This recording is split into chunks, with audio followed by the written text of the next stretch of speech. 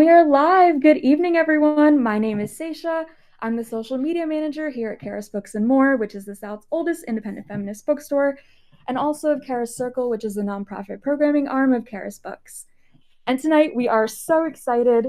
We are so excited to host Vanessa Priya Daniel in conversation with LaTosha Brown for a discussion of Unrig the Game, What Women of Color Can Teach Everyone About Winning, a much-needed playbook to supporting and retaining women of color in leadership roles to create lasting change in the world. From a former labor and community organizer and founder of one of the nation's premier funders of women of color-led organizations. I'm going to start by introducing our incredible conversation partner tonight, who is LaTosha Brown.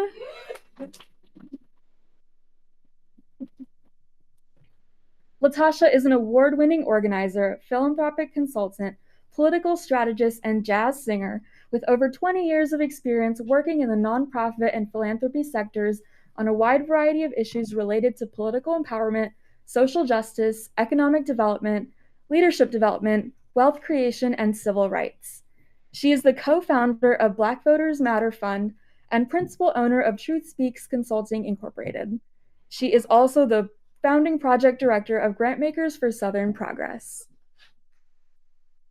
And now, it is my honor to introduce the person of the hour, our author, Vanessa Priya Daniel.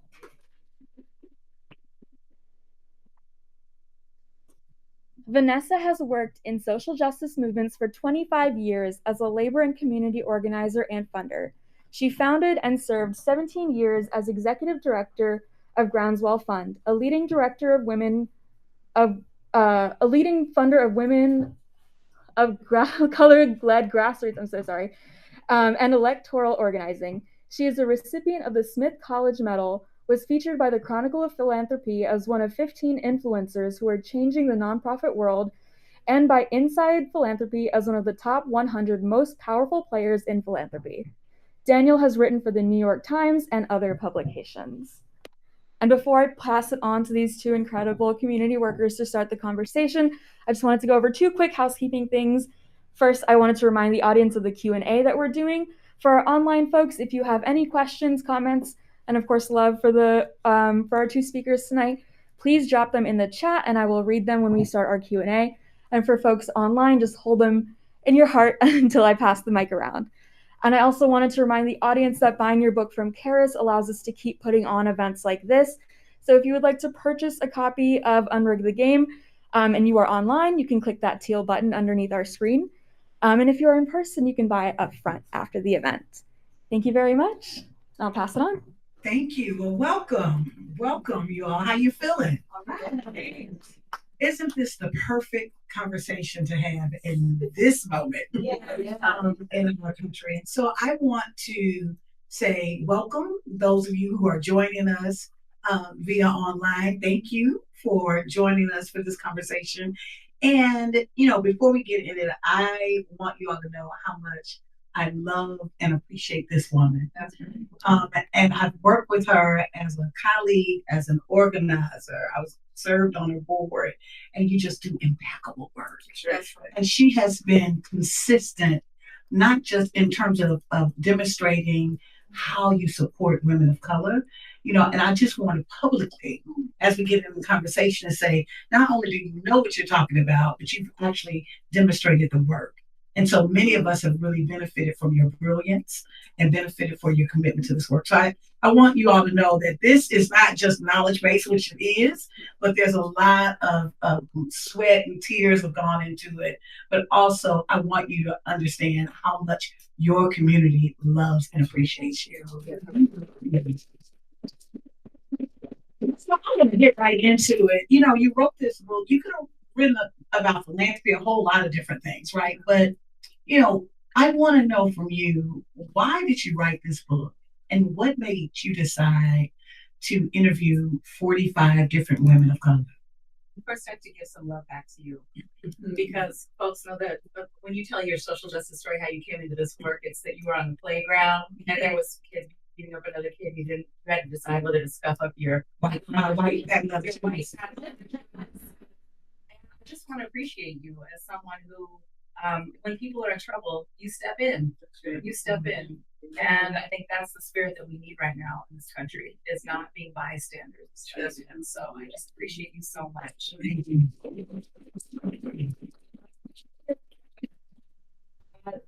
This book is it is a challenge to us to really transform how we see and treat women of color leaders in our movements. I wrote it because I want us and our movements to win. And I want us to win like I want my two daughters to have things like self-determination over their bodies and a democracy to live in and a planet to live on.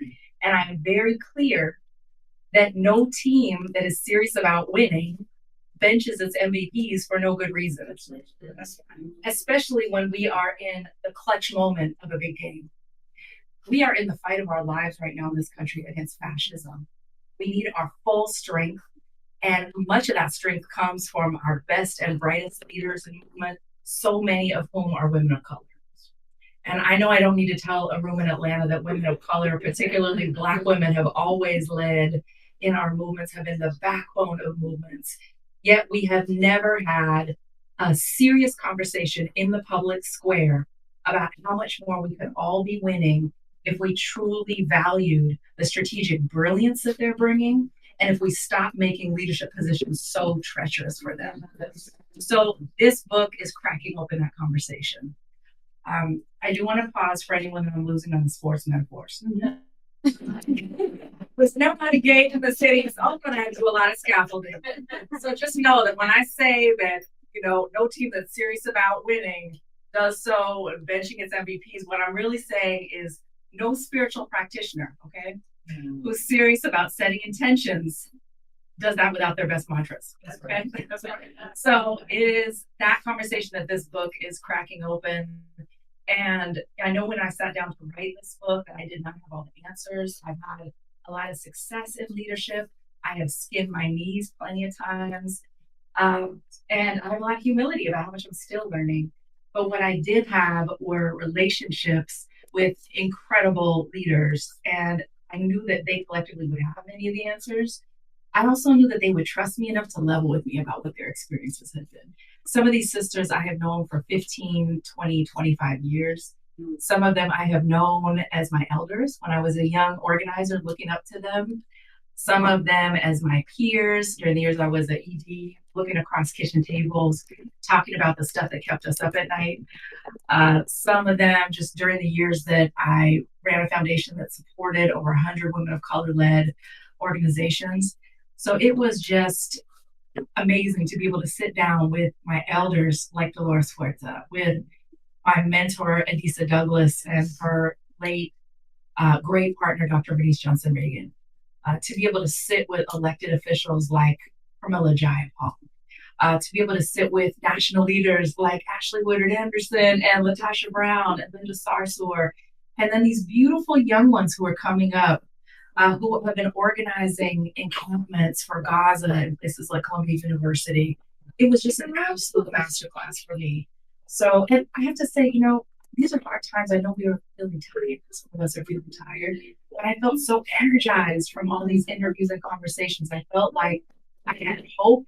I was re-energized. I felt like I had energy to roll up my sleeves for the work ahead. So I've done my best to bring through their brilliance in the book to all of you. Hopefully you feel that, along with some of my own reflections from nearly 20 years in leadership. And there's three questions that the book really answers. The first is, what makes so many women of color MVPs of social change? The second is, what's benching us? And the third is what we can all do about it. So that's what the book tackles. And so as you were, I'm interested in the 45 women, so many women, so many women who are doing this work. What were your considerations when you were thinking about, because that's we got a deep bench. Yeah. So yeah, what was your considerations? Well, I wanted to make sure that we had diversity in geography, racial issue area, the different sectors people are moving in. One of the things, I have a section of the book called We Are Not a Monolith, which really discusses the fact that people come for the necks of Black women in different ways, and they come for the necks of Asian women and other types of women of color. So I wanted to have that breadth of experience. There is, because I come from a community and labor organizing background, there is definitely that center of gravity around sisters who are doing power building work at the grassroots. And then I wanted to also include electeds and some folks, Sarah Jones, she heard folks who are doing social justice work from the arts. But really the core of it is organizers who are building that grassroots base that is really what we need in this moment. There's no workaround to building a grassroots base of ordinary people that is at scale and is sustained enough to be able to win systems change and to, you know, restore the hope of democracy in this country and to win the power to govern. So it was a lot of the heart. So when you talk, I'm going to go back to your sport, right? And you talk about MVPs, and so I'm just wondering, what makes an MVP and for women of color? What makes an MVP? What are the distinctions that make us MVP? Well, I mean, I think what makes anyone an MVP of anything is really two things. One is the points they put on the board, and the second. That's good. Say that. I need you to write a song about that. Say that. The second is outstanding skills and abilities.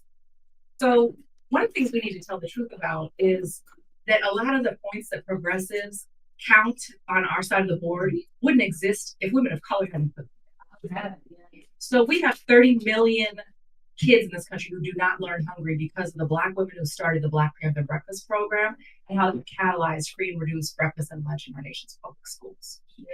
There are 8 million families in this country who are able to rely on in-home and community-based care because leaders like Ai-jen Poo and Alicia Garza and the domestic workers fought like hell for it to be included in the American Rescue Plan.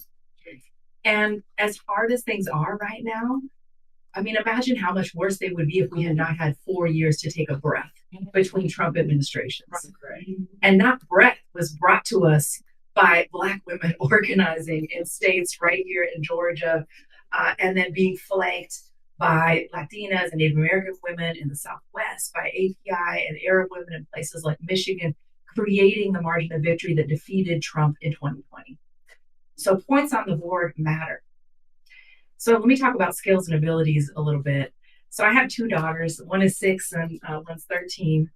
So when my 13-year-old, this was a few years ago, maybe when she was 8, she's had the nerve to pass me in height, but she was still little enough where had to sit in the back seat, and I was driving her to swim practice and looking in the rearview mirror, we're having a conversation. I don't remember what we were talking about, but I was answering some question she had posed using the analogy of Moses and the parting of the Red Sea. And, I said, well, the sea parted. And she said, what do you mean it parted? And I said, well, the water separated. And she said, well, how do you separate a liquid? So, and then I said, well, I don't know. I mean, the water moved to one side and then it moved to the other. You could see the land and the people could walk to freedom. And then I saw her eyes light up in the back and she said, you mean like Moana?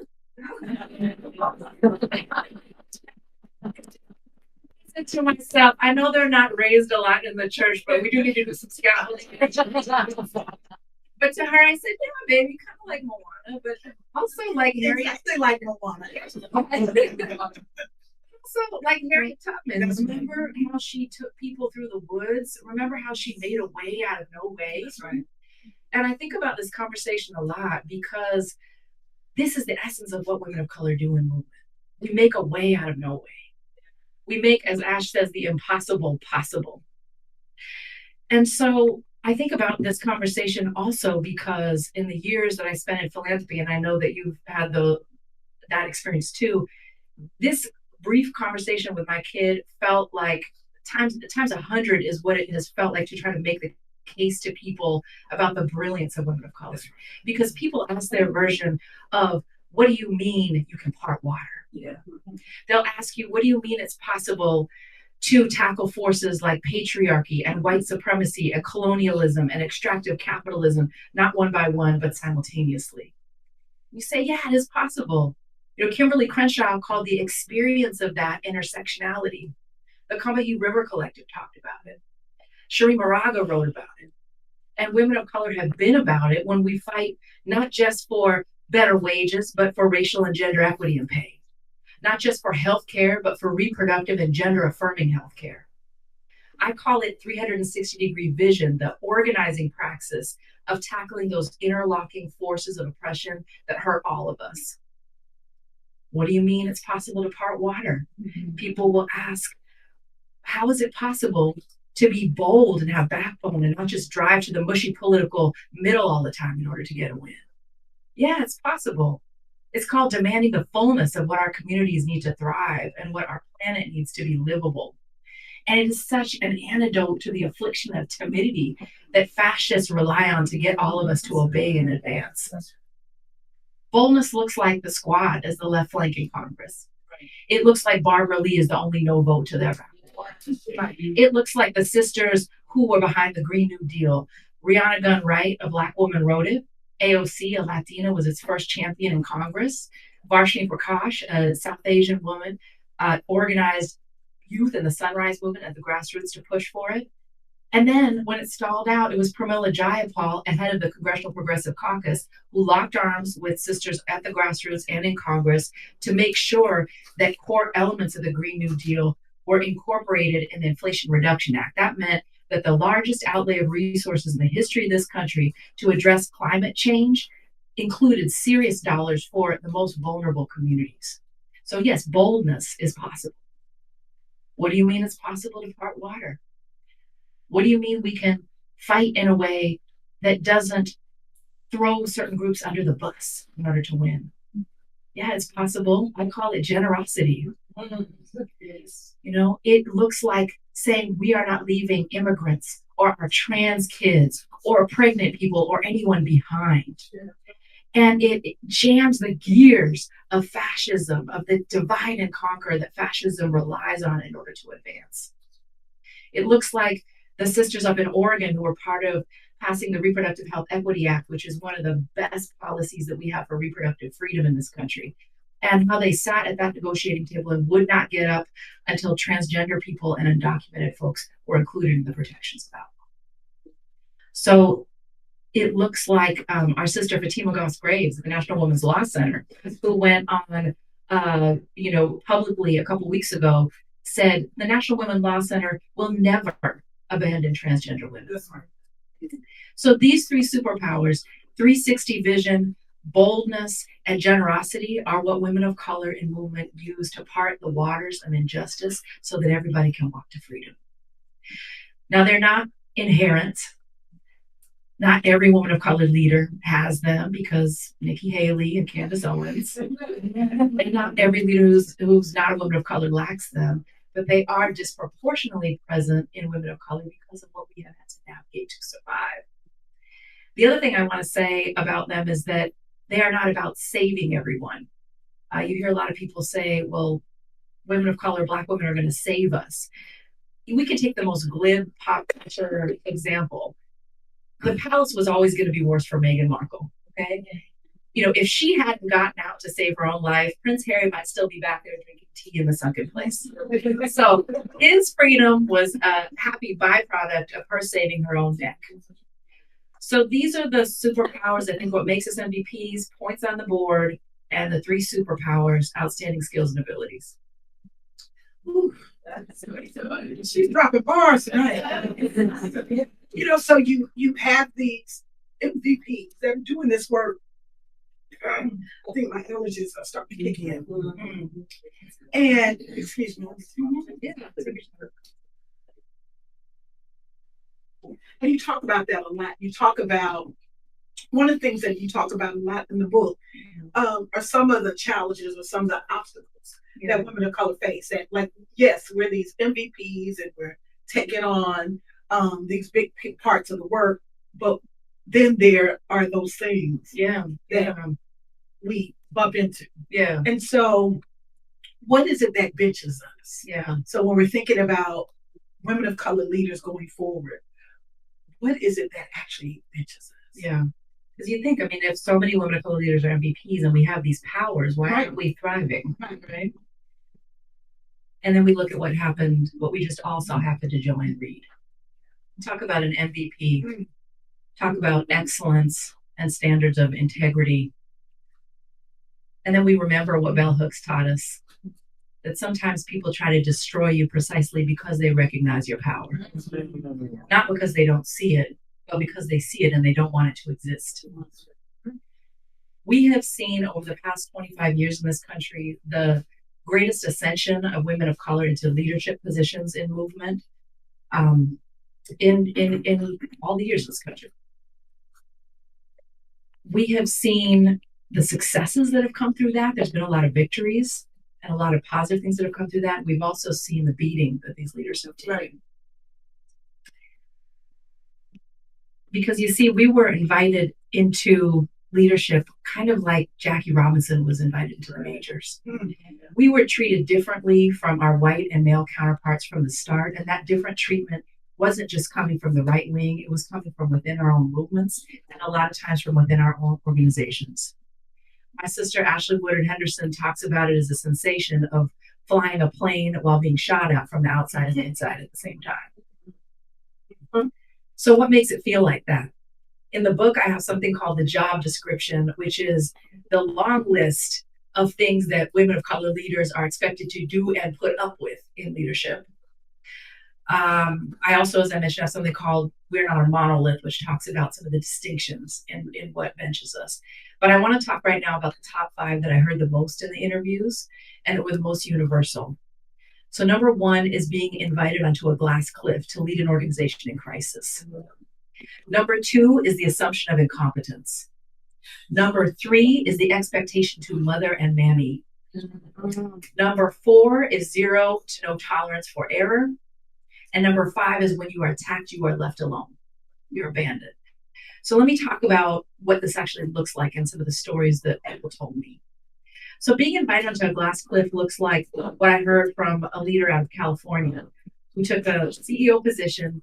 A few weeks into the job, the controller comes into her office and tells her there's not enough money in the bank to make payroll at the end. No one had told her about this before she took the job.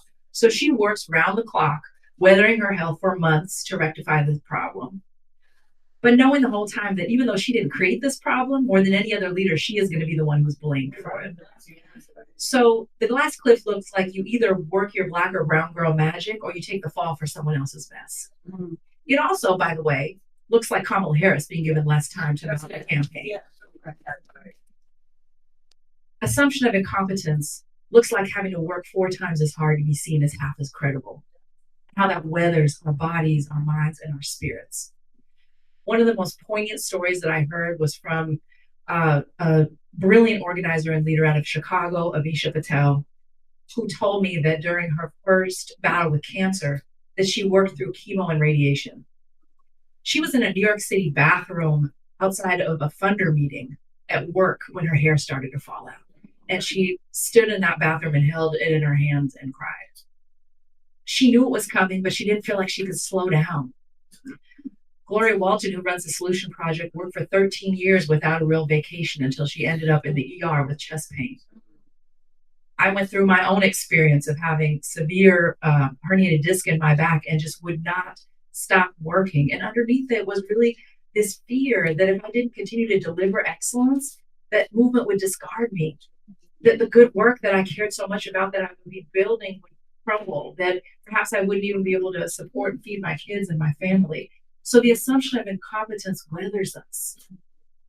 Now let's talk about the expectations of mother and mammy, because there is no single issue that was a bigger pain point or lightning rod in the interviews than this. What this looks like is being cast as mean or aggressive or normal levels of assertiveness that would be accepted from any other leader. It looks like being told you are cold and unfeeling whenever you say no. It looks like the expectation, not just that you create an organizational environment that is fair and just and sustainable place to work, but that you create a utopia where no one ever feels a trigger or no one ever feels discomfort. And then the punishment that is meted out in the public square when you fail to deliver on that impossible standard. It also looks like being the demand that you perform vulnerability so that people feel less uncomfortable with the specter of a woman of color who is standing fully in her power. One leader I spoke to in the reproductive justice movement left leadership altogether because her staff kept clamoring for her to be more vulnerable. Her annual reviews were filled with comments that said things like, She is so visionary. She's an excellent fundraiser. Her strategies are solid, but you know what? She never cries. It wasn't enough that she was doing her job. People needed her to get emotionally naked. Corby Shaw, who runs the Movement Law Lab, talked about a previous job where she was trying to hold a staff member accountable for just unreal amounts of combativeness beyond any level of decorum, only to be told by her supervisor, perhaps you're just not nurturing them enough. So this expectation to mother and mammy distracts us. It drains our time. Zero margin for error looks like what we all saw happen to Claudine Gay at Harvard. Right. The error doesn't need to be real. It can just be perceived. That's right. And then being attacked and abandoned when you're attacked looks like what happened to the original leaders of the Women's March. There were 4 of them, but only the 3 who were women of color were targeted by the NRA for attack ads that incited people to threaten their lives.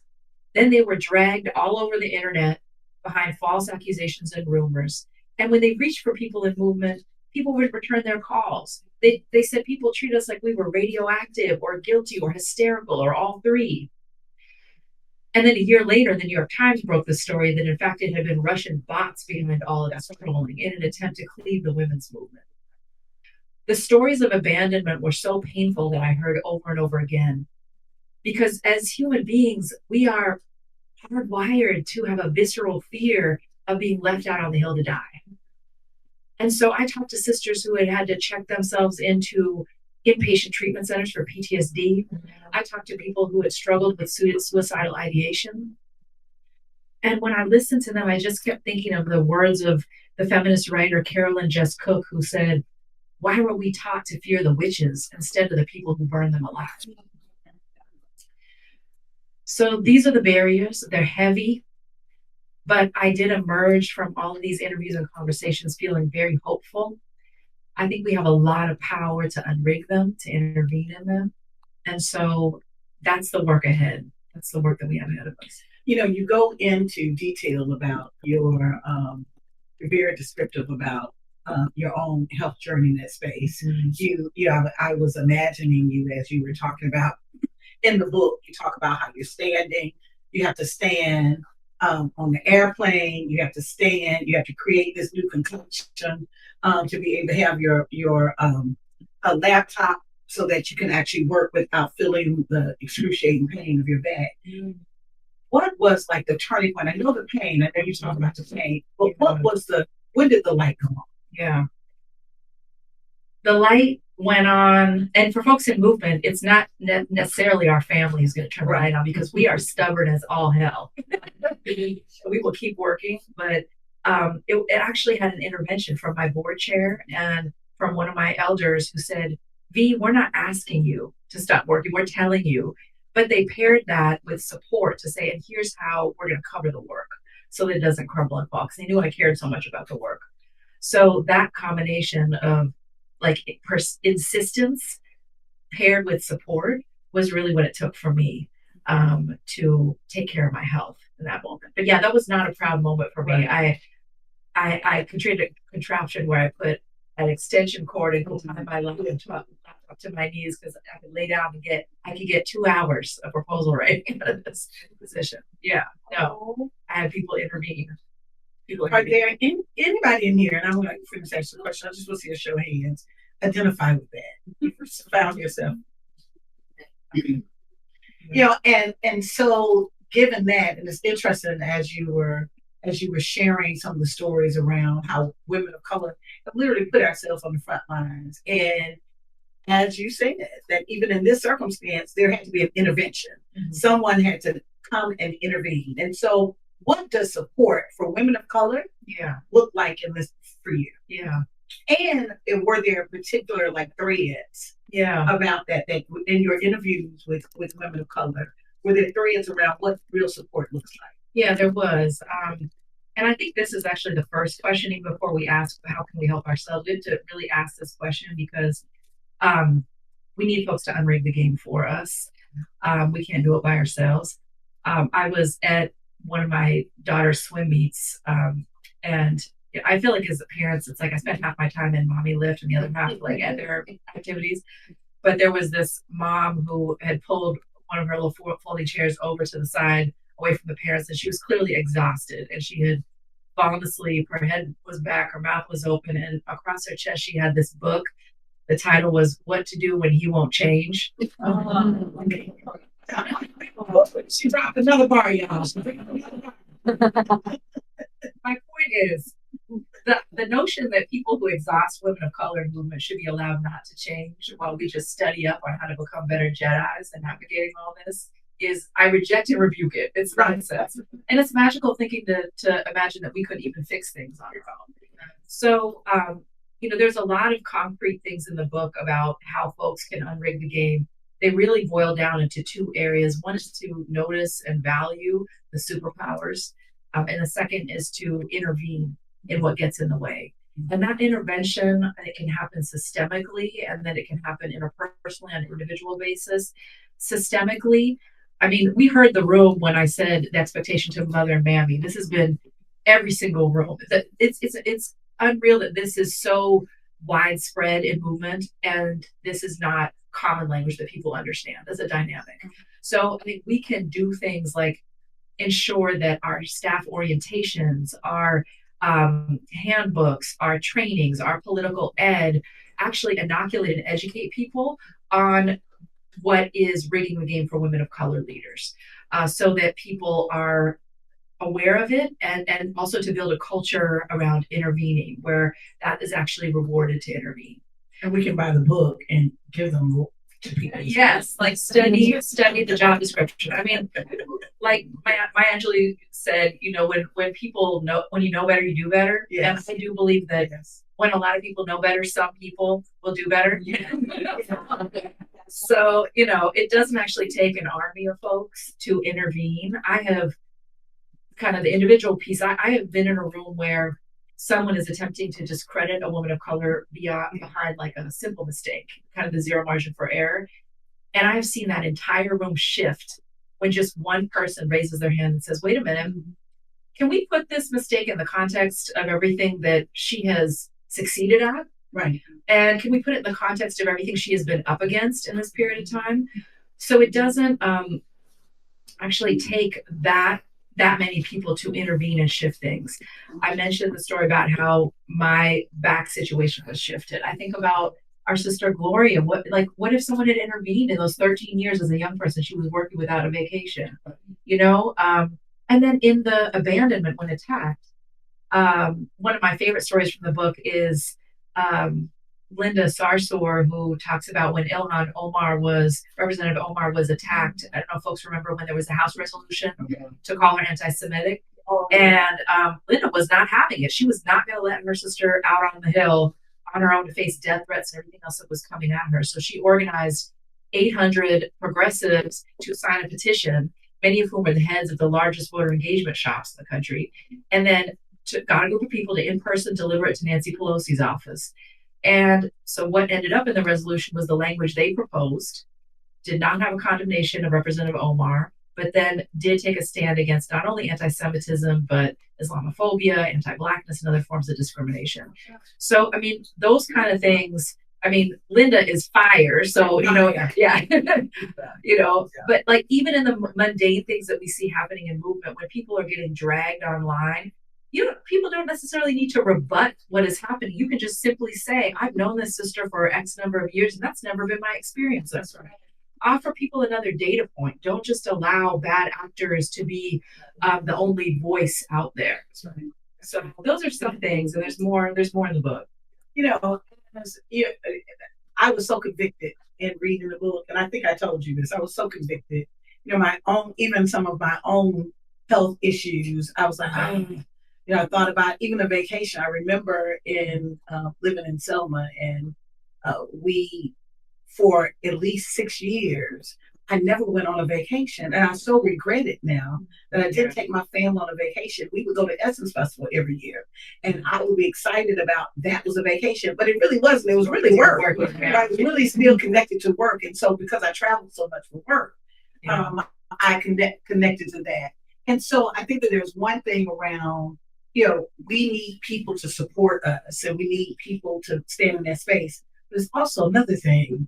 that we have to support ourselves. Yeah. We have to find a way. And so you write a lot about why women of color need to support ourselves in this process. As we're leading, really take care of ourselves. And so there's a passage that I want you to read, which is one of my favorite, in the book as you're speaking to your younger self. If you can read that. Yeah, I'd love to. Okay. Advice for our younger selves. As I closed out each interview with the leaders I spoke to for this book, I asked them what advice they would give to their younger selves about leadership. 5 responses showed up again and again in their answers. As I read them over, I recalled a lovely member of my staff who once told me that she put a picture of herself as a child on her altar where she meditated daily. She said that looking at the picture was a way of remembering to treat her adult self with kindness and compassion. Women of color leaders are so hard on ourselves. When the world is forever siding against you, this can feel like an act of self-preservation. You catch the errors before they do. You protect every vulnerability before they can lampoon you. You dazzle with an excellence so undeniable that they think twice about questioning your competence. Our self-critique can be harsh and even cruel. We do this to protect ourselves from others, but then we are left with another dilemma. Who is going to protect us from ourselves? When leaders responded to this question, their voices softened as they thought about their younger selves and about the younger people they're nurturing in their lives today, their daughters, nieces, and mentees. My hope is that women of color in leadership can embrace these 5 pieces of advice with the love and care that every one of us deserves. Trust yourself. Trust your gut, intuition, and big ideas. Tune out the doubt, jealousy, and hate coming from others and learn to hear yourself. Devote time to the things that allow you to clearly hear your inner voice. Build your squad. Find the colleagues and mentors who really know and love you enough to celebrate your success and tell you the truth. Invest time in those relationships. Protect yourself. Keep people with backbone around you. Draw strong boundaries with the things that don't serve your higher purpose. Overwork, toxicity, things that are outside of your power to fix, and even with major sacrifices that you do not in your heart really want to make, such as not having kids or giving up an important hobby. Understand that no is a complete sentence and can be said unapologetically. Never abandon or allow yourself to be mistreated. When toxic or abusive behavior is coming your way, cut it off. Shine your light fully and unapologetically. As Ashley Woodard Henderson said, don't pansy around leadership. Walk in your full power. Be ambitious, be assertive, put your biggest, boldest vision out there. Know that you are enough. Know you are enough to deserve good people around you, to be treated and to treat yourself with kindness, compassion, and respect, to let go of shame, to claim credit for your good work, to ask for the help you need. You are strong enough to take valuable feedback without spiraling into shame, to take accountability for and learn from your mistakes, and also to forgive yourself.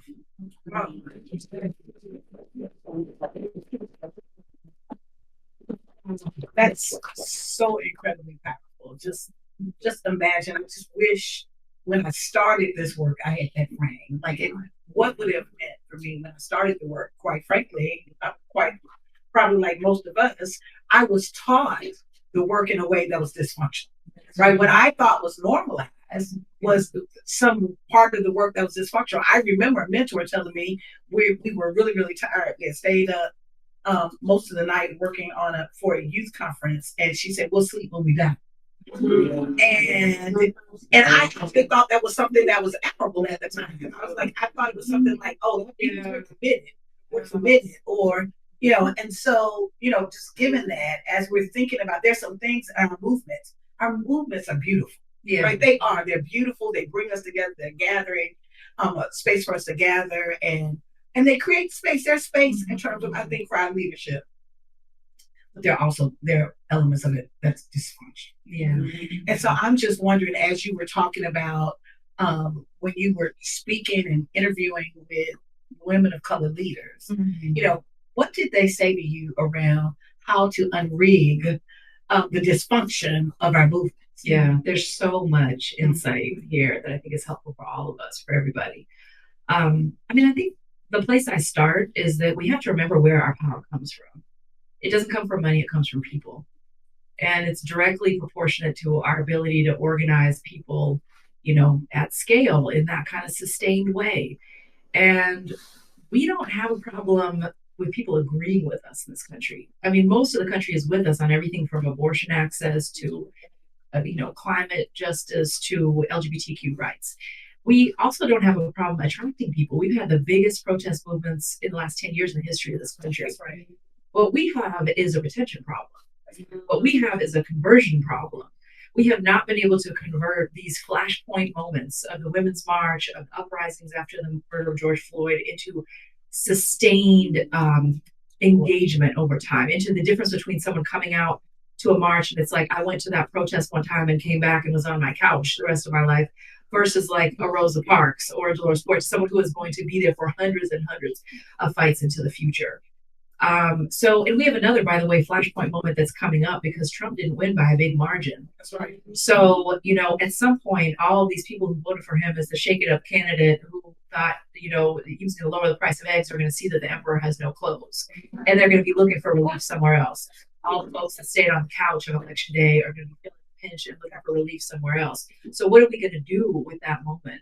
And I think one thing is we absolutely have to rebuild grassroots organizing infrastructure. It has been so eroded with the decline of labor unions, with the demise of Acorn, with the assassination and incarceration of so many Black organizers. There is just no workaround to people who have the skill to talk to ordinary folks, listen deeply, and then help them gain that experience of using collective action to understand their power. That was my favorite moment as an organizer, was that light bulb moment. People realize they have power. Right. It's really hard to turn that light bulb off once it goes on. So there's no substitute for that. But organizing, as my colleague Charis Dixon says so beautifully, is not just a skill set. It is a worldview and it is a way of being. Because when you are learning to have a conversation with someone where you listen 80% of the time, you're actually learning humility. When you're learning to listen deeply to a community and help them to organize and deliver material change in their conditions and be accountable to that, that is a center of gravity that shapes you in terms of not losing the plot of why we are in this work. And so I think that is really important. And the other thing is just, we have to reckon with what some of the movement spaces have become, because how many ordinary people really want to come into spaces where it is, let's be honest, a lot of our movement spaces have become some kind of weird meld of Mean Girls and Lord of the Flies. It's like, who wants to come in and be judged by a bunch of self-righteous folks and being called out and humiliated? Our folks are hurting. They're hurting from climate disasters. They're hurting from, so much that's happening right now. So I think we have to think about what's happened in terms of an overcorrection. When I came into movement, as you mentioned, we had these martyrdom standards that were not good. We had these extremes and now we're in another extreme. So I feel like, there used to be the focus was so external and then the internal state of work was really unhealthy. And now we're like navel gazing in the pursuit of complete comfort, right, while the external work atrophies. Right. It used to be that discrimination was swept under the rug and not dealt with in the way it needed to be. Now it's like false accusations of discrimination become these cheap weapons to carry out vendettas against people. A lot of us didn't have health insurance when we started. Now there's the expectation that organizations are going to heal people from all their trauma. Mm-hmm. So what I found interesting in talking to leaders is that women of color are not trying to get back to the good old days, because those days were never good for us. Yeah. That was backbreaking work at the time.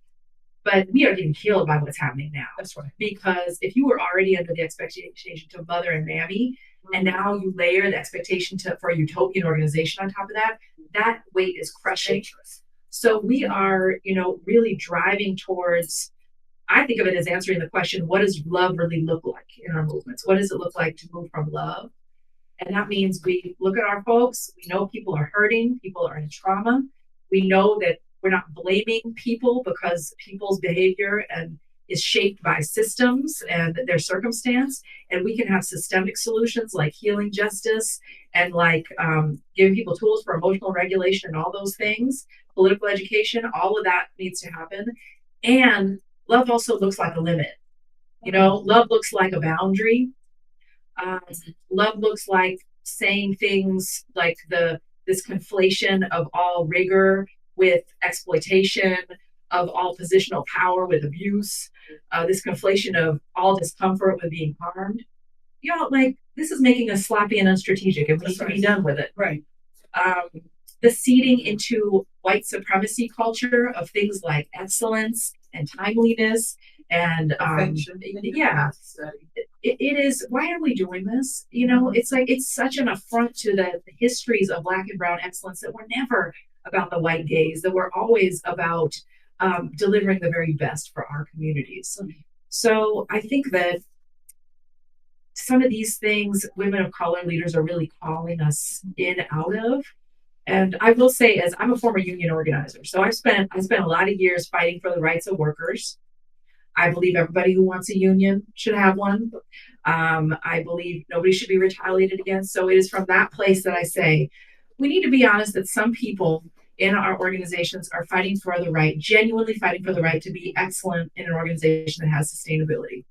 And some people are fighting for the right to be mediocre and destructive in an organization that has no accountability. And we need to support the former and draw a boundary with the latter, and we definitely need to stop pretending like they're the same thing. That's excellent. As you were talking, because it's really interesting. I remember the first conversation I had with a young woman. I think it was people may have seen it on social media about the soft life. She said she wanted the soft life, and I was like, well, that's interesting. I was like, because that's like, think about working out. If I'm going to work out, I'm going to tell my trainer, can I have the soft life version? Right? If I'm going to the Olympics, I'm going to tell my trainer, can I have the soft life version? So where is it? It permeated in many spaces around this idea. You're either a martyr, right? You got to be the martyr, or you got to be the we're serve me, right? Yes. I need this organization to be in service of correcting everything that I want corrected in this space. So I agree. I believe that it will have to find some balance. I'm always puzzled by like how, maybe compared to politics, maybe we're more comparative there, but like compared to other industries, what fire department hires people, and then when they get hired, they say, well, I'm good with being in the calendar and I really love ringing that bell on the truck, but hot things trigger me. So it's really accommodating. It's the point, like people need to, it's like bless you, and there's a place for everyone and move it somewhere, but you're not next to the controls, you are not in the operating room and you fake the side of blood.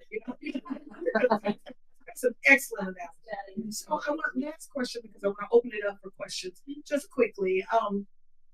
I want you to read the passage in the book that, what is your hope in this moment?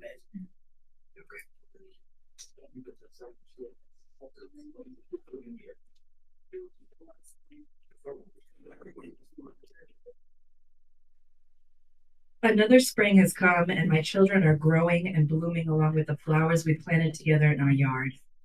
Ife bounds from plant to plant in the fairy garden, squealing with delight at each new bud and blossom, remembering the ones we planted in the hard winter ground. Mommy, Vanessa, look at this one. Come look, she exclaims. I follow her until we've seen them all, and then watch her wander to the corner of the yard to chat with the fairies. A neighbor stops to say hello, and I remark offhandedly to her that I think that Japanese elm tree I planted just before the pandemic may not have survived the winter. I think it might be dead, I say, running my fingers over its bone-dry leaves. Ife overhears me and looks stricken. She looks at the tree and begins to weep, really weep, like from the depths of her little soul.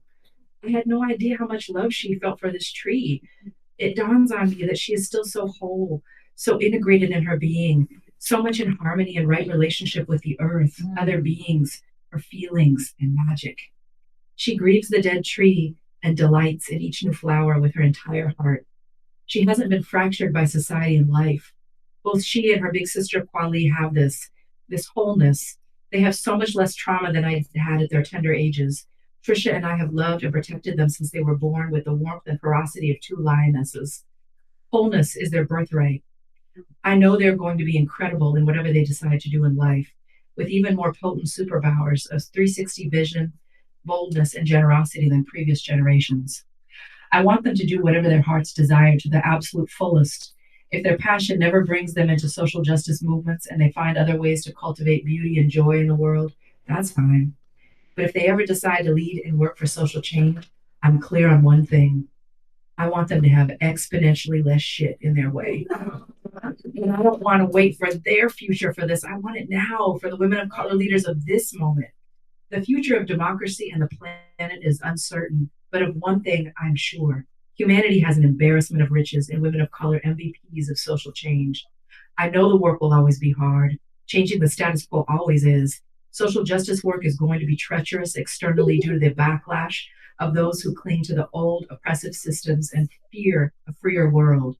My fervent hope for my sister movement leaders, for my daughters, and by extension for all humanity is that the positions from which leaders do their essential work to change the world will cease to be treacherous internally due to mistreatment from those who work within movements.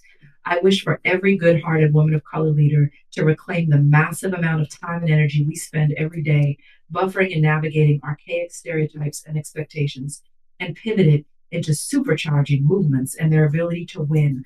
I want us to win, and I want us to thrive.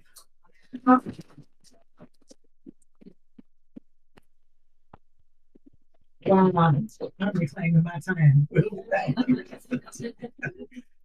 So I want to open up. We got 10 minutes to open up for some questions. One that was just beautifully written. That was actually beautiful. Like the way you describe the scene and your love for your daughters. I can actually see like the light. I can feel it.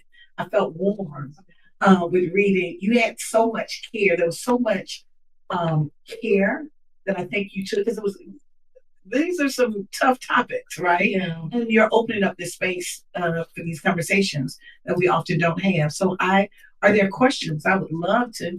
We're going to have the mic passed around. We're going to pass around the mic so that the Yes. folks online here, we do have one question from online. Great. Jamie says, I love that this book exists. Thank you so much for this. I work for a nonprofit with a Black woman at the helm and many other women of color in leadership. And as a white woman in a non-leadership position, how can I best support my mentors and leaders of color in our work and in movement more widely? Well, I mean, I would say that white folks and men can enter some rooms that we can't enter, can broker introductions into some place that we can't get into otherwise, and can also block for us with certain people. So, I mean, there is a way to use your privilege to be able to intervene with folks that are coming at women of color leaders, and they are sometimes going to listen and back off because you spoke up rather than a woman of color speaking up. So I think there are ways to use privilege that way.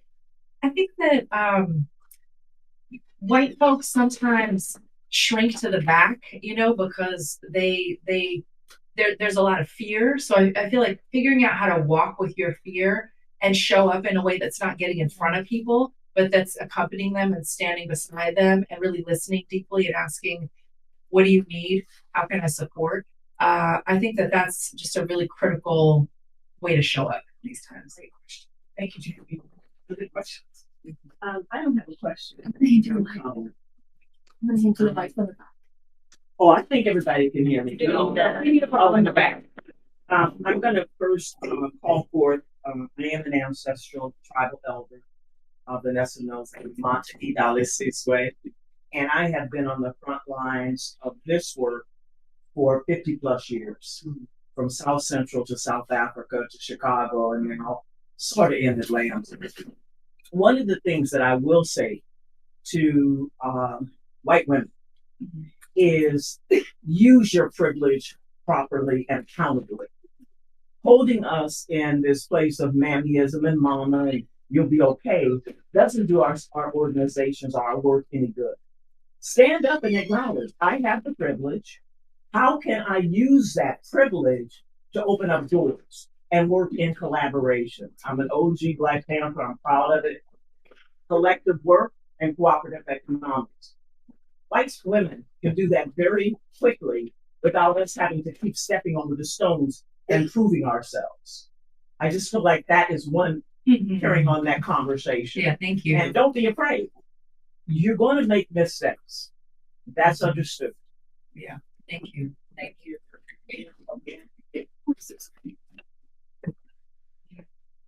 And thank you for your work and for putting the groundwork to thank you for it. And I also want to acknowledge we have Remarkably here.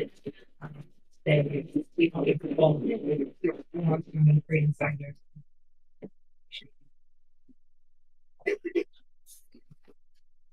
Any more questions? Raise your hand. Are there other questions?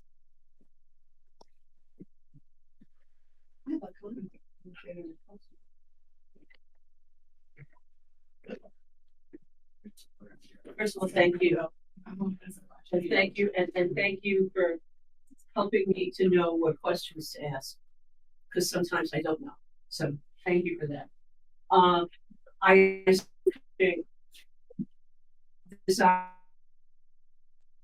and as I'm listening to you, I am hearing like little ping, ping, ping, ping things, because I was telling LaTosha before, I am a 70-year-old Jewish single non-parent Catholic. So I certainly, there's Catholic? No, lady.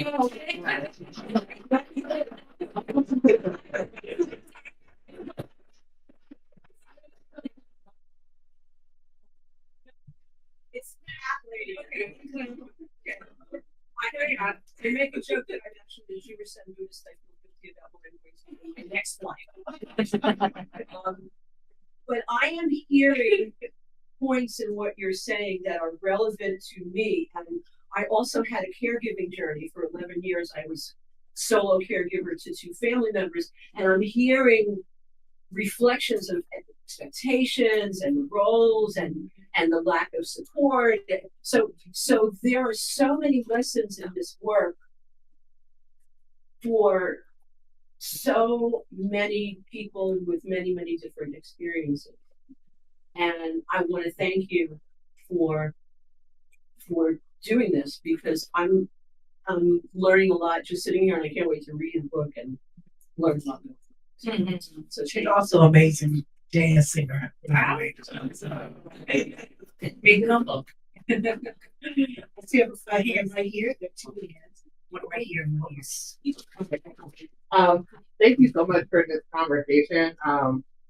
I think for me, where I'm curious about your feedback and comments on is around unrigging this game around like that utopian aspect, but also reconciling, at least for myself, like I'm still youngish. It's like youngish. I'll be like 34 this year.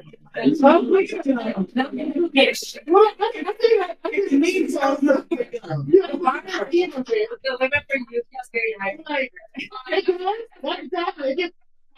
I've been working in like nonprofit spaces since I was like 14. Okay. So it's been a long time. Right. There's a lot of lives. But I think for me, it's a number of like trying to continue, because I feel like in the game, there's more rules being added, because that idea around that utopian aspect is something that's new for me, that I still see a lot, or with a lot of young people that struggle with. And then I think the other half about it is that my hard lesson learned was like, again, that aspect around health. And like sound it back and like understanding what that is. But I also still struggle with that internal sense of like, but I could do more. Yeah. But also if I do more, that's like to the detriment of my health. So I was curious if you could speak a little bit more about like those, like reconciling that aspect of it when it comes to the sustainability of women of color in the movement. Yeah, I think it's really important.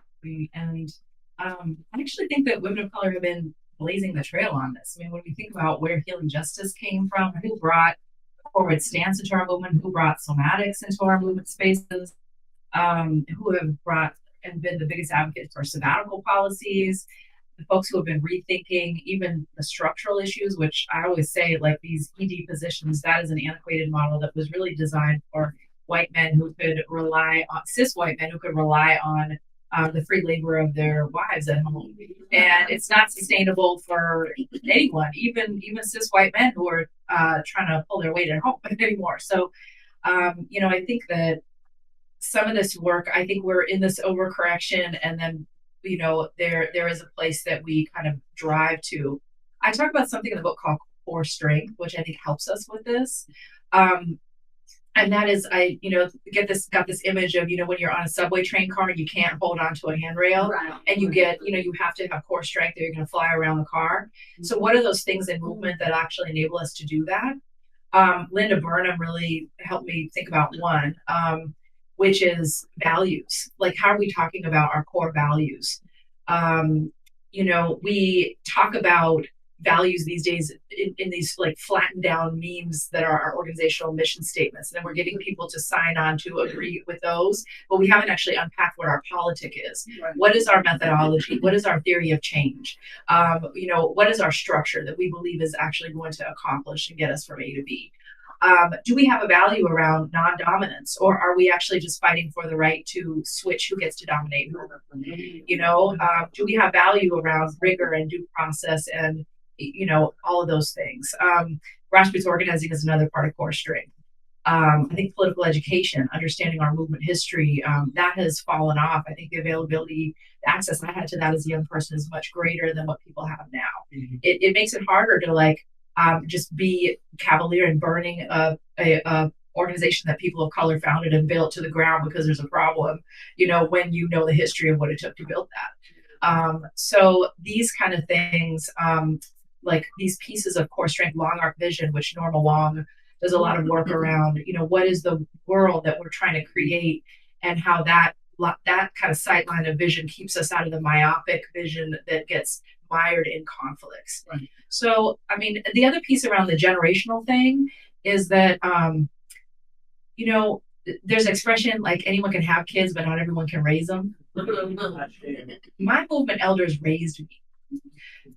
They, and that raising looked like they were open to my ideas. They encouraged me, but it also looked like correction. It looked like putting an arm around my shoulder and taking a walk and saying, that wasn't appropriate what you did in that meeting. And I think that we have abandoned a lot of younger people without not only these systemic tools like organizing and political ed, but we have stepped back too far from giving them the course correction, the guidance that they're entitled to, around that side, that's the fragility side. And, someone said to me, I really have to think carefully about whether I'm going to give a 25-year-old the feedback that I know that they need, because I'm thinking about whether they're going to destroy me online. So, what used to be just like maybe we were rude across the boardroom table is now like it's across the internet. So, but I do think that as Denise Perry says, we have to find the edge for the fight, and we have to like lay down some boundaries and do it together, because it's not fair for young people to not have that guidance that we had. Thank you. So there are two quick questions I want to. We're beyond time. I know you have you're fine. So we're gonna try. I'm gonna try to get the questions first, okay, and then you might be able to wrap. So I saw your hand. And then we get in this system. Thank you. That'll come from the corporate world, but I'm already fit. Yeah. How do you get young Black men, young people? I don't guess I'm old, gee. How do you get young Black men and young men of color to be more involved? It seems like this space is female dominant. Yeah. So how do you get them involved so that the sisters are not out there alone? Get them involved, not in a I'm going to take over kind of way, but I'm in a I'm going to partner kind of way. Yeah. Yeah. You should. Yeah. Well, there's a couple of things. So one, I actually believe, brother, you best to answer that question. Right. So I think that I know that you're in the corporate space, but being a man, I think that there is a lot of insight in terms of your experience of what you believe would, because what we've seen, even particularly when we're thinking about movements, when you look at the civil rights movement, you would think that all women did was we passed out sandwiches, right? And every single and type notes, right? All of the face of the leadership particularly in our community, of the movement were men. Not recognizing that even in Selma, which we just celebrated the 60th anniversary, was Amelia Boynton, who had been doing their work 10 years earlier. And I recognize that the Montgomery bus boycott, not just that Rosa Parks sat on the bus, but the people who actually organized it were women, right? Not recognizing that the whole idea, believe it or not, this is a kind of interesting fact, that the Wilmington, when they did the sit down, the counter sit down, it was actually the women who had came up with that, and they were planning to do the sit down. The men wanted to jump out there to do it, and so they did it the next day themselves, right? Without even informing the women. So, and I'm saying that I'm raising that because I think there's always kind of been this. In our community, there's always been a generative in terms of, I think, men and women having a role. What I've seen, though, I think the emergence of women being in the space, it's almost like how this idea of in America that with white people, when they're no longer centered, that in some way we taking over, right? That because we're not centered. And so I think that there are spaces. I think what you raise is really a good question around how do we engage, because I think part of that is actually part of the reason why young men are not engaged. I think that there's this idea that in some way Black women, as if we ain't been running stuff, right? That Black women, there's been this big takeover by women folk, right? And there's no space without there being a recognition. Even in my own organization, I remember in Black Voters Matter. In my own organization, I remember going to Florida a few years ago, 3 years ago, and we were going to speak at churches, organize at churches, and specifically, I was told I could not speak at the church because I was a woman. And this was 3 years ago, right? And I don't know if I would have approached it the same way that the men on my team approached it, right? And so I think that there's a process of what we're I think it's really important for us. One, I think we need, thank you for being here. One, thank you for being here. Your presence is part of that solution that you know as well as I know this from my child. This is just the truth. My grandchild, I can say one thing, but my partner says something, he moves a whole different kind of way. And so there's a certain kind of influence that I think in that. So I just wanted to offer that. I don't know if I want to get the other question, but I just wanted to offer that I do believe that in this space, we need men like you who are showing up in these spaces to help us, to help lead the work in terms of recruiting young men, but also informing the strategies of what we need to get young men. And some of it is really just, I think a lot of what we've learned through this process is talking and listening. It is amazing how much, and I know Alethea, you know, it is amazing how much transformation can happen when you create spaces just to listen to people, right? And so I think that that's one strategy that has worked well with us in finding spaces to not necessarily say you have to, women leaders have to move over, right? Because which one of us don't have a mama that tell us what to do, right? Or a grandmother or an aunt. So some of that is built into our community. I think the way that we frame it and put it up against, quite frankly, white patriarchy, right? I think that in itself is what creates kind of this tension. And so as men are challenging that, and challenging that model, I think that in itself opens up a way. So I hope that that's, I don't know if you want to answer. So thank you. There are two other questions. I'm going to get both of you all's questions so we can. In this present moment, and thank you too, son. Thank you for being here.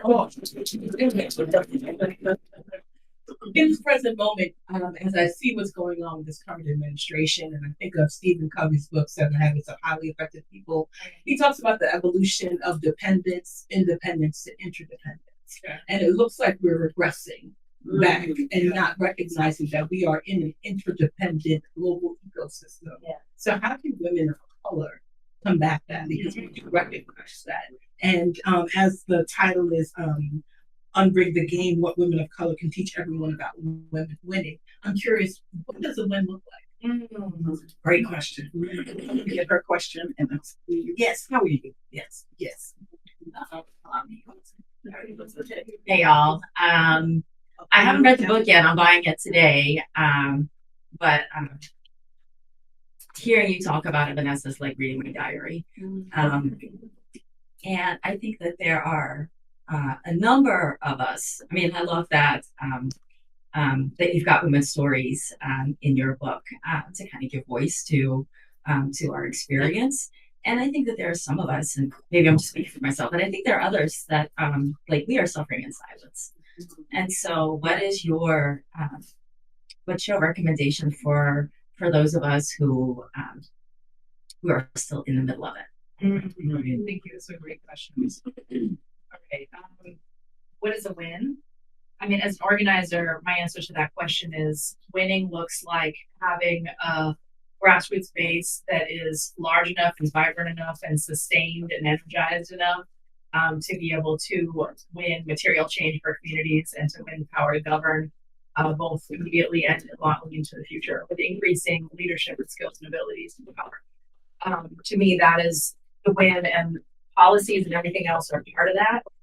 But any policy win is paper thin if you don't actually have a base to defend it, protect it, and continue to win again. In terms of interdependence, I mean, I think the superpowers really get at a lot of that in terms of like the 360 vision, the generosity, this ethos of like our movement ancestor Yuri Kochiyama talks about, like remembering that we must remember we belong to each other. I think this shows up a lot in the praxis of women of color. I would also just say about fascism that you can look around the globe and the path to fascism has always been paved with the eroded rights of three groups. It's women, LGBTQ people, and oppressed racial and ethnic groups. And every single woman of color in this country is a member of at least two of those. And those of us who are queer, which is a lot of us in movement, are members of all three. That we are very unlikely to be under the illusion that the way through this moment is to put our heads down and follow orders. We are highly motivated to fight. And we also have a lot of experience fighting this kind of threat because fascism is essentially the worst of America. It's a three-headed monster of patriarchy, white supremacy, and extractive capitalism on steroids. So women of color who have been fighting a version of that monster for hundreds of years for our very survival in this country actually have something to teach America about how to fight. So when we see like a Jasmine Crockett or an AOC being uncowed, when we see, just the tenacious fight that's there, like a Bambi Salcedo who is just like so joyful, but just like fierce in how our community is fighting right now. We are getting the message. You do not get through this by being timid, by obeying in advance, by being bystander to your neighbors, being persecuted. You get through it by being bold and undeterred and standing with those vulnerable communities. So I think that ethos, when we unrig the game for women of color, more of that can spread through our movements to really direct them. So thank you for those questions. Carol, for this, the silence question. I think it's impossible to separate out the silence that surrounds the mistreatment of women of color leaders from the silence that surrounds rape culture. Obviously, I mean, there are clearly differences in the experience, but it is not an understatement to say that some of the violence that comes at leaders is enough to like destroy their career or even in the case of doxing to endanger their lives or the lives of their family members. So if you know that when you speak up about whether it's an assault or mistreatment, that the first question people are going to ask you is, well, what were you wearing? Why did you go to his room? Were you incompetent? Perhaps you were just, a tyrant in the position. When you know that you could be marked with that scarlet letter of being promiscuous or being, unfit to lead, then you keep your mouth shut. And that's what folks have done. But we know that rape culture continues because of silence, and so does this mistreatment of us in leadership. And so we have got to start really speaking out, and we have to just like stop putting up with shit and start speaking out together. One of my favorite stories was Pramila Jayapal in the book. She talks about when she was in part of the freshman class, and she comes out on the House floor. She's making a statement about some amendment around predatory hunting of wolves. But this Republican member says, "Well, young lady, you don't know what the hell you're talking about." And she was so stunned that, but she remembered something about in her orientation. They had said, if someone insults you on the floor, you can tell them to take down their words. And so she said, "I'm asking the gentleman to take down his words." And the parliamentarian said it was the only time anyone had ever challenged this man. It was the only time he ever issued a public apology on the floor. So it's like, we need to speak up and speak up together. Unrig the game. What women of color can teach everyone about winning. I don't know about you, but you have taught us all a lot through your words. Thank you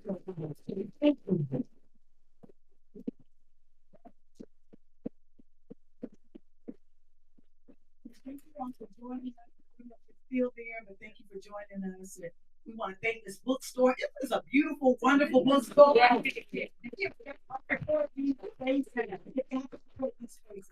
So please, they can get your book, get a signed copy of the book, share with your friends, order it, share, tell everybody about it. But we thank you. Thank you so much. We're gonna go ahead.